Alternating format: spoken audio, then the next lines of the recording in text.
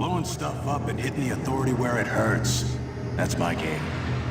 Now, if you're as good as Elizabeth says you are, then I do believe you and I will get along nicely. With Rage, we've blown out the experience. We have a much larger world. We have very unique environments. We have various gameplay experiences. Rage is more than just a first-person game. It's a complete experience. We're known for making this straightforward action shooter, and we kept that. But then we added on top of it this deep and meaningful story.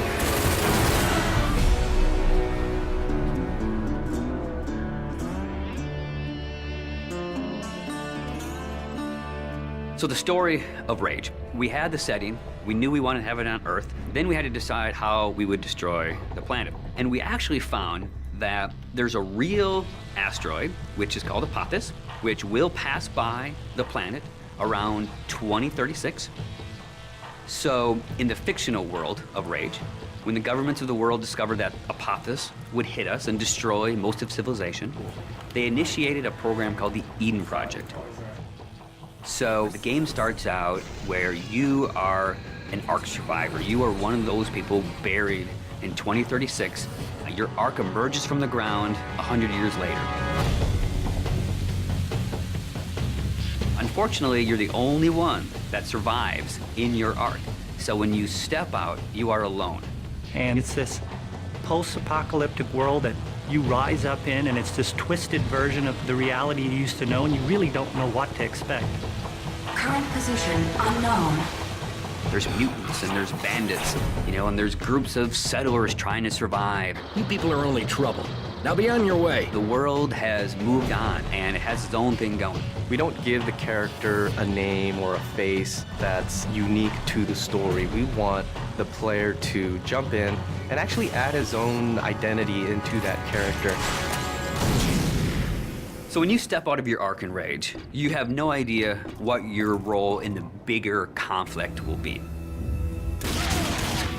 At first, all you are worried about is surviving. And you team up with some settlers, and you're doing some odd jobs. So here's what I need you to do. So you're not just going from one area to an airlock to the next area. It is an open world. It's believable in a sense. And it's the story and the characters and the setting that really delivers the gameplay. You're driving across these landscapes, and you're going visit people here, and they're giving you jobs to do. And as you head out of your safe zone, you enter like a combat area.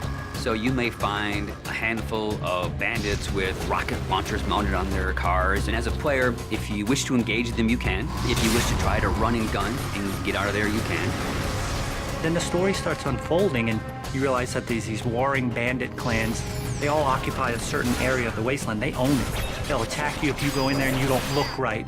Then the same thing with the towns. If they don't know you, they're gonna treat you like an outcast. Well, will you look here? A new face, a new body. Oh, I am so glad I got out of bed this morning. You start learning about these crazy mutants who they don't even like each other, much less you, much less the bandits. And then you learn about this other faction, the Authority, and they start playing a bigger and bigger role in the story. They are trying to control the wasteland and set the direction of mankind. That's the truth. And that's what people need to know. So there's a small group of people called the Resistance that are fighting against the Authority. The Resistance discovers you, and everyone knows that Ark survivors have a certain specialness to them. You got all those little computers racing around inside you. You know, as you move through the story and you become more important and people start to take notice of you, so does the Authority.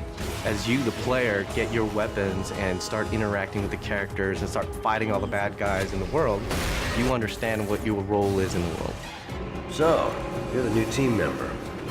The story in a game really gives meaning to the action. It creates the setting that all the gameplay exists on. And if you have a compelling story and you have compelling action and ways to drive the player forward, it just creates a richer experience and a more complete package.